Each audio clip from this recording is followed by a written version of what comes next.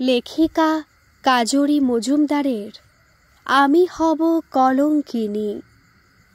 এই শোনো, তোমার এসব ফালতু কথা শোনার আমার সময় নেই। আজকাল বাড়িতে আসতে জাস্ট অসহ্য লাগে। ছেলে বড় হচ্ছে তাই বারবার বলতে হয়। ছেলের দোহাই দিও না তো। আমি ঘরে বসে খেলে কি ছেলে দেখবে না? না, দেখবে না। যদি তুমি দরজা বন্ধ করে খাও ও জানবে না, কিন্তু তুমি বাইরে থেকে খেয়ে এসে ঘরে ঢোকার সময় এত চেঁচামেচি করো যে। বেশ করি, আমি আমার পয়সায় খাই, কার বাপের কি। তুমি ঘরে যাও, তোমার যা যা লাগবে আমি সব তোমায় দেব। তুমি? হ্যাঁ, তোমার মুখ দেখলে নেশা পালাবে। শালা, ওই তো ঝিয়ের মতো চেহারা। মা আমার জীবনটা শেষ করে দিয়ে গেল। নিজের মুখটা আয়নায় দেখেছো কখনো? আমার তো তাকাতেও। আমার ঝিয়ের মতো চেহারা, তাহলে বিয়ে করেছিলে কেন? সেটাই তো, ওই বুড়ি তো মরে স্বর্গে গেল, কিন্তু আমার জীবনটা ধ্বংস করে গেল। ছি ছি, তুমি নিজের মাকে। এই বেরোও তো তুমি এখান থেকে। তোমায় দেখলে বিরক্তি লাগে। এত বিরক্তি লাগে? তাহলে রাতের পর রাত তখন কেন? বেশ করেছি, সো কল্ড বউ বলে যখন সিঁদুর পরিয়েছি, তখন তুমি বাধ্য আমার শরীরের খিদে মেটাতে। আমি যখন চাইব তখন তোমার শরীর দিতে হবে। তবে এখন শরীরটাও ফালতু হয়ে গেছে। ফালতু তো হবেই, এখন ছেলে হয়ে গেছে। এখন আর তোমার ভালো লাগবে কেন? ছেলে হয়েছে তো কি, মিসেস সার্নালের ফিগার দেখেছো? তোমার থেকে কত বড়, তার বড় বড় দুটো বাচ্চা, কিন্তু ফিগারটা উফ, এখনও কেউ পেলে তার শরীরের তৃপ্তি। ছি, চুপ করো, তুমি এত নোংরা। নোংরা? কিসের নোংরা? আমার শরীর কতটা ইন্টিমেট হতে চায় তুমি জানো না? মেটাবো কোথায়? তোমার তো সব ফালতু, যত সব। আমার শুধু এই বোতলের নেশায় হয় না, আমার শরীর চাই, নিটোল নরম মসৃণ শরীর। ভীষণ জোরে একটা দরজার আওয়াজ হলো। ছুটে ব্যালকনিতে গিয়ে দেখি যা ভেবেছি ঠিক তাই।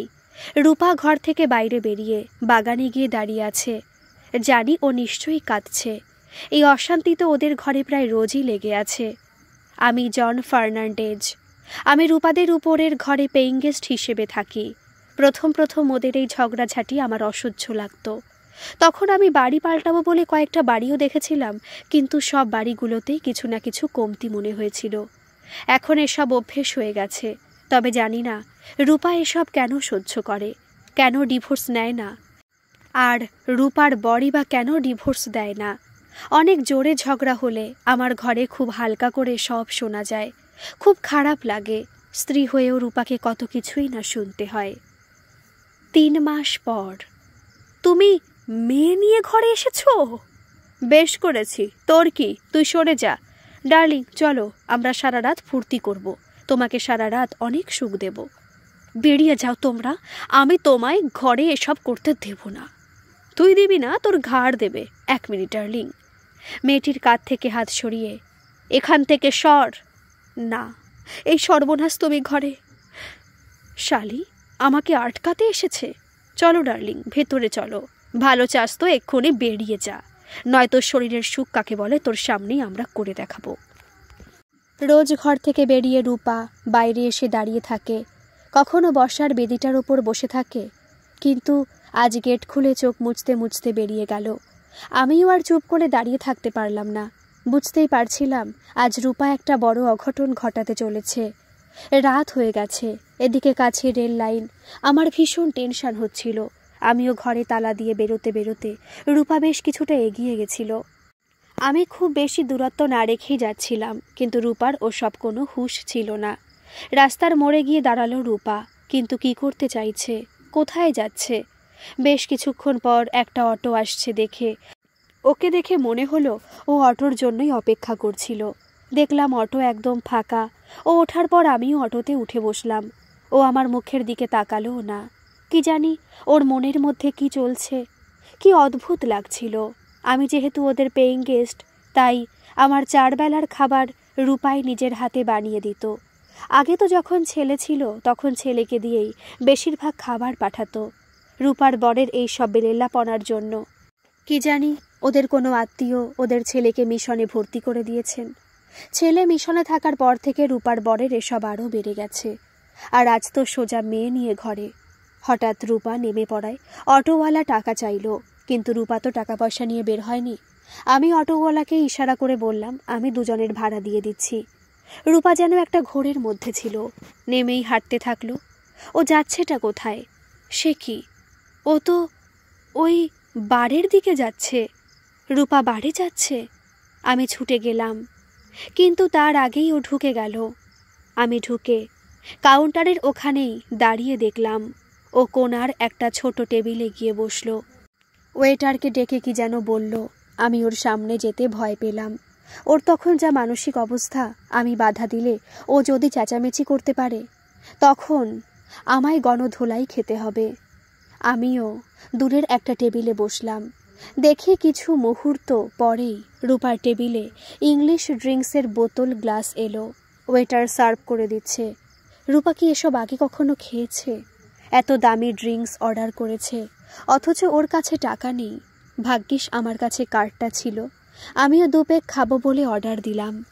আমার এসব খাওয়ার অভ্যেস আছে, তবে ওই 3 পেগের বেশি কখনোই খাই না।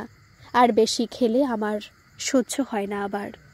বেশ কিছুক্ষণ রূপা চুপ করেই খাচ্ছিল। ওর মুখের ভঙ্গি দেখে মনেই হচ্ছিল ও কখনো এসব খায়নি। ও যেন বিষ খাচ্ছিল। বেশ কিছুক্ষণ পরই নেশা হয়ে গেছিল। কী সব বলতে শুরু করলো। আমি আর থাকতে পারিনি। আমি আমার গ্লাসটা নিয়ে ওর টেবিলে গিয়ে বসলাম। আমাকে দেখেই নেশার চোখে আমার দিকে তাকিয়ে একটা হাসি দিয়ে বলল, হায়। আমি কিছু না বলে একটু হাসি মুখ করার চেষ্টা করলাম। ও আবার বলল, তোমাকে আমি তোমাকে কোথায় যেন দেখেছি। কোথায় দেখেছি? তুমি শিলার ভাই, তাই না? না। তাহলে দুধওয়ালা? না। আরে মনে পড়েছে, তুমি তো আমার ছেলের ক্যাবের ড্রাইভার। না। রূপা, ঘরে চলো, অনেক রাত হয়েছে। ঘর? ঘর? হ্যাঁ, একটা ঘর আছে। না, ছিল। না, আছে। ধুস, ঘর দিয়ে কি করব?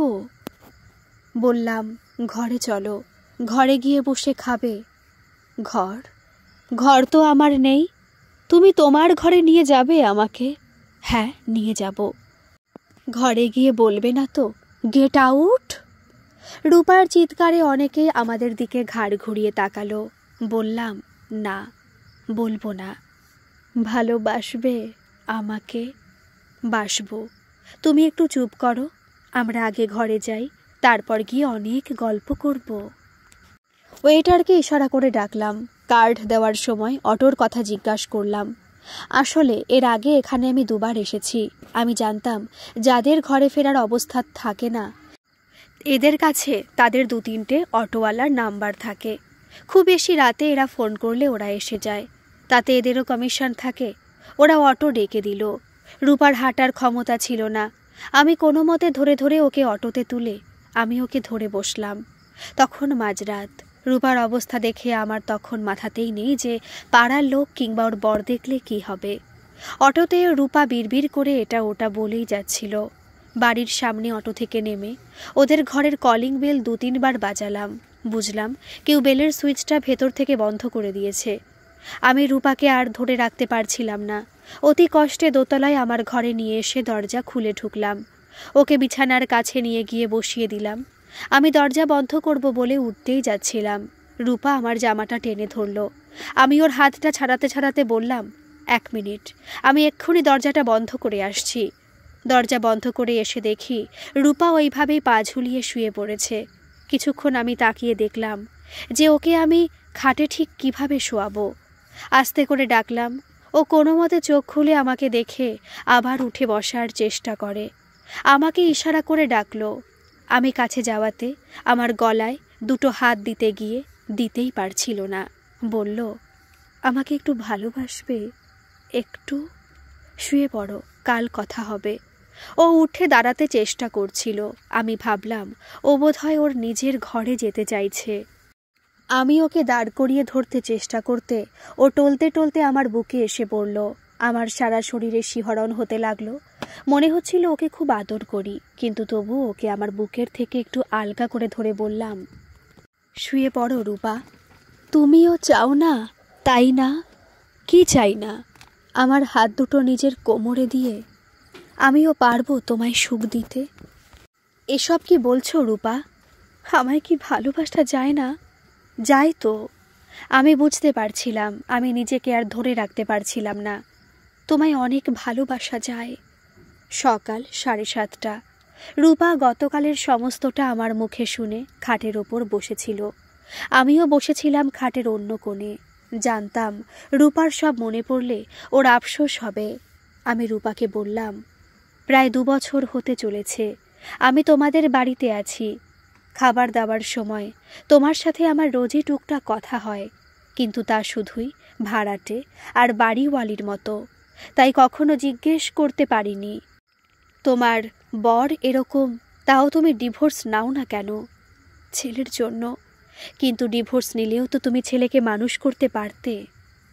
জানি, কিন্তু আমি চাই না ওকে একা মানুষ করতে। ওর মধ্যে ওর বাবার বিষ রক্তই বেশি। মাঝে মাঝে ওর এই অল্প বয়সেও ওর চোখে মুখে ওর বাবার মতো মুখভঙ্গি দেখি। ওদের রক্তে বেইমানি ভরা। তোমার বর যখন তোমায় পছন্দ করে না, তাহলে তোমার বর তোমায় ডিভোর্স দেয় না কেন? বিনা পয়সার এরকম দরদ দিয়ে ওর জন্য কোন কাজের লোক দিনরাত করবে? বিশেষ করে আবার ওর বমি পরিষ্কার করা থেকে শুরু করে কখনো নেশার ঘোরে ঘুম ভেঙে গেলে তখনও আবার যে ওর শরীর লাগে। কোনো কাজের লোক রাতে ওর বিছানা গরম করবে? সবসময় আমি নিজের খামথিতে হীনমন্যতায় ভুগতাম। দিনের পর দিন ওর ওই সব কথা শুনে শুনে সেটাকে বিশ্বাস করতে শুরু করেছিলাম। ভাবতাম সত্যি আমি হয়তো নারী হয়েও নারী নই। আয়নার সামনে দাঁড়িয়ে নিজের শরীর দেখতাম। কালকে রাতের জন্য আমি কি সরি বলবে? বিশ্বাস করো, আমি চেষ্টা করেছিলাম, কিন্তু শেষে আর নিজেকে ঠিক রাখতে পারিনি। তোমার থেকে দূরে থাকতে পারিনি। একটা সত্যি কথা বলবে?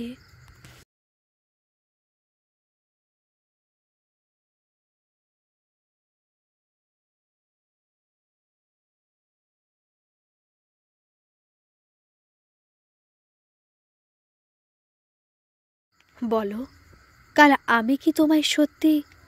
তোমার শরীরে নেশা আছে। আমার জন্য তুমি অনেক করলে।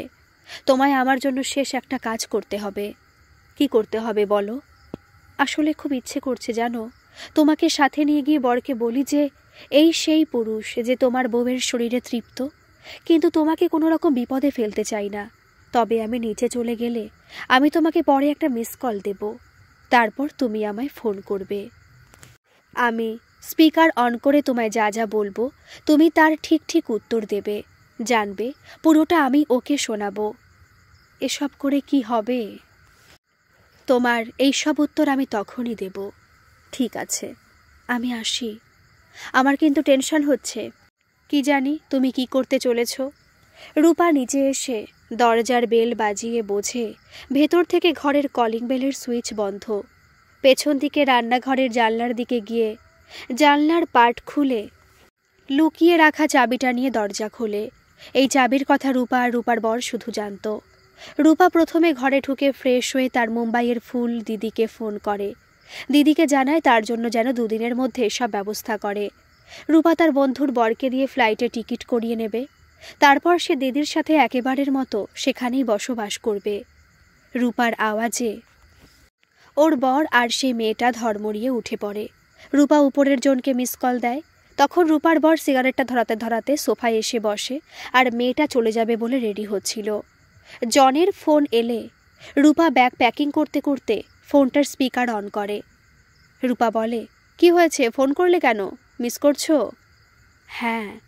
রূপার বর শুনেও নির্বিকার। একটু আগেই তো তোমার ঘর থেকে এলাম। জানি, কিন্তু তুমি চলে যাচ্ছ তাই আর কি। কাল রাতের জন্য থ্যাঙ্কস। থ্যাঙ্কস বলছো কেন? আচ্ছা, একটা কথা সত্যি করে বলবে? বলবো। কাল রাতে তুমি যখন আমার মধ্যে ডুবেছিলে তুমি স্যাটিসফাইড হয়েছিলে তো? সেই সময় মেয়েটা ভেতর থেকে রূপার বরকে ইশারা করে ডাকছিল, হয়তো টাকার জন্য। কিন্তু রূপার বর ভ্রু কুঁচকে তখন কান পেতে রূপাদের কথা শুনছে। তোমার শরীরে নেশা আছে, আমার যে নেশা হয়ে গেছে, আমি এবার কি করব? রূপার বর শুনেও একটা ব্যঙ্গ হাসি দিল। সে ভাবছিল রূপা তাকে শোনাবার জন্য এসব নাটক করছে। সেটা দেখে রূপা হেসে বলে, রাতের অন্ধকারে আমার তিলটা। তুমি কি ভাবলে ওই 3 প্যাগে আমার হুঁশ ছিল না? এই বলে জন যেই ফোনে রূপার শরীরের বিশেষ জায়গায় থাকা তিলের কথা বলেছে, সেটা শোনা মাত্র রূপার বরের বুঝতে এতটুকু অসুবিধা হয়নি যে রূপা সত্যি এই পুরুষের সাথে রাত কাটিয়ে এসেছে। সঙ্গে সঙ্গে সিগারেট বুঝিয়ে অকথ্য ভাষায় গালি দিয়ে গর্জন করে ওঠে। রূপার দিকে তেড়ে আসে মারতে। রূপা আরেকটু পিছিয়ে গিয়ে বলে ওঠে, কাল তোমার সাথে আমার বরের নামে যে থানায় ডায়েরি করেছি, এখনও হাত তুললে? আমি তোমায় বলবো তুমি থানায় ফোন করে দিও। সঙ্গে সঙ্গে রূপার বর নিজেকে সামলে নেয়। এতগুলো বছর শুধু অপমানিত হয়েছে নিজের চেহারা, নিজের শরীরের জন্য। কাল যেটা হয়েছে সেটা একটা মুহূর্তের আকর্ষণ। সেখানে আমার কোনো ভালোবাসা ভালো লাগা ছিল না। আজ আমি সাময়িক তৃপ্তি পেয়েছি এ কথা জেনে যে আমিও সেই পয়সা দিয়ে কেনা মেয়েগুলোর মতো কাউকে সুখ দিতে পারলাম, তৃপ্তি দিতে পারলাম। তাই কালকের সেই মুহূর্ত নিয়ে আমার মনে কোনো লজ্জা বা আফসোস নেই। আর যার স্বামী সারা জীবন চরিত্রহীনের মতো কাজ করে গেল, সেখানে আমার তার জন্য পতির সতী হয়ে থাকতে হবে কেন? তুমি কাল রাতের কথা ভুলে যাও। তুমি নিশ্চিন্তে থাকো, আমি জীবনে কখনো কালকে রাতের দোহাই দিয়ে তোমার কাছে কিছু দাবি করতে আসব না। আমি স্বেচ্ছায় কলঙ্কিনী হয়েছি। কি জানি কেন এক অদ্ভুত তৃপ্তি পেলাম, শরীরে না মনের গভীরে। রূপার বর ধপাস করে আবার সোফায় বসে গেল। মেয়েটা সব শুনে ফেলল বলে যেন রূপার বরের পুরুষত্বের অহংকার, গর্ব সব চুরমার হয়ে গেল নিমেষে। জন বলল, কিন্তু তুমি কোথায় চলে যাচ্ছ? আমার ফুলদি মুম্বাইয়ে থাকে। ওখানের ও ইন্ডাস্ট্রিতে অভিনয়ে ছোট ছোট কাজ করে, কিন্তু ছোট হলেও ও কখনো বসে থাকে না। ও আমার সব কথা জানতো। আমায় অনেক আগে ওর কাছে চলে যেতে বলেছিল, কিন্তু তখন আমি যেতে ভয় পেয়েছি। কি জানি ওখানে কি রকম লোকজন থাকবে। কিন্তু আজ আর পুরুষের নোংরা চাউনিকেও ভয় করবে না। রূপার বর তাড়াতাড়ি উঠে মেয়েটাকে টাকা দিয়ে তাড়াতাড়ি বিদায় করল। রূপার ব্যাগ গুছানোও শেষ। রূপা বলল, আমার ব্যাগ গোছানো শেষ, এবার বেরোবো। একটু ফোন রাখছি, একটু ঠাকুর প্রণাম করে নিই, তারপর আবার করছি ফোন। ঠিক আছে। জনের সত্যি মন খারাপ। এখন দিনের আলোতে সে যে রূপার সাথে তাকে এগিয়ে দিতেও যেতে পারবে না। এদিকে রূপা ঠাকুর প্রণাম করে যেই পেছনে ঘুরেছে, দেখে তার বর দাঁড়িয়ে। খুব গম্ভীরভাবে বলল, কোথাও যেতে হবে না তোমাকে, এসব নাটক বন্ধ করো। রূপা তার কথার কোনো উত্তর না দিয়ে শোকেসের মধ্যে বিয়ের আগে একবার ফুলদির কাছে মুম্বাই বেড়াতে গিয়েছিল। তখন ওখানে তোলা শার্ট প্যান্ট, চোখে কালো চশমা পরা রূপার একটা ছবি ছিল। সেটা নিয়ে ব্যাগে ঢুকিয়ে নিল। রূপার বর এবার নরম হয়ে, এসব পাগলামি করতে হবে না, সবার ঘরে অশান্তি হয়, তাই বলে কি কেউ ঘর ছেড়ে চলে যায়?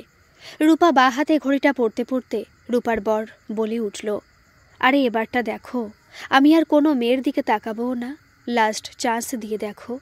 রূপা আবার জনকে ফোন করল। রূপা ফোনের দিকে তাকিয়ে আছে বলে রূপার বর ওর হাতটা ঝাঁকিয়ে, কি হলো, কি বলছি তোমাকে শুনছো না? রূপা কিছু না বলে বরের চোখে চোখ স্থির রেখে তাকিয়ে রইল। ওর বর হাতটা ছেড়ে দেয়।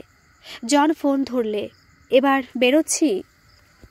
রূপার বর তাড়াতাড়ি দরজার মুখে গিয়ে দরজাটাকে আড়াল করে দাঁড়ালো। যত তাড়াতাড়ি সম্ভব বাড়ি ফিরে যাও, বিয়ে করে সুন্দর করে সংসার করো। আর একটা কথা মনে রেখো, মেয়েদের তার নারীত্ব নিয়ে এতটা অপমান কখনোই করো না যে শুনতে শুনতে একদিন সে পাথর হয়ে যায়। মেয়েদের মন যখন পাথর হয়ে যায়, তখন সে যে কি কি করতে পারে তার কোনো ধারণা নেই তোমাদের। রূপা যেই ভঙ্গিতে বলতে বলতে দরজায় পৌঁছালো, তার বর আর দরজা আটকে দাঁড়াতে পারেনি, সরে দাঁড়ালো। রূপা কথা বলতে বলতে বেরিয়ে গেল। আজ আমি মুক্ত। যার জন্য আমি স্বেচ্ছায় কলঙ্কিত হয়েছি, তাকে এবার দেখিয়ে দেব তার সতী বউ সব সহ্য করে এতদিন কিছু করতে না পারলেও এই কলঙ্কিনী কি কি করতে পারে। জন ব্যালকনিতে দাঁড়িয়ে রূপাকে চলে যেতে দেখছিল।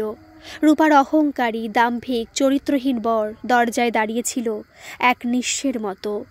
কলঙ্কিনী রূপার চলার প্রতিটা পদক্ষেপ ছিল নতুন স্বপ্নের, মুক্তির আনন্দে। গল্পটি কেমন লাগলো একটা কমেন্ট করে কিন্তু জানাবেন, আর ভালো লাগলে একটা সাবস্ক্রাইব করে দেবেন। ধন্যবাদ।